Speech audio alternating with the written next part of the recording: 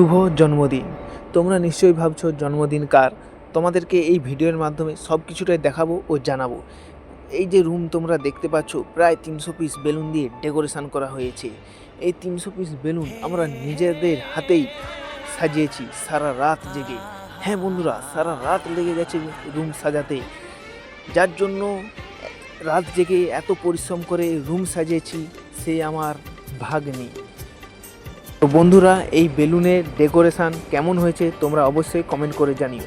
চলো, যার জন্মদিন আমরা তাকে দেখে নিই। এই যে ছোট্ট ফুটফুটে মেয়েটি দেখতে পাচ্ছ, এর নাম অস্মিতা সামন্ত, আমার ভাগ্নি হয়। ও এখন ওর মায়ের কোলে রয়েছে।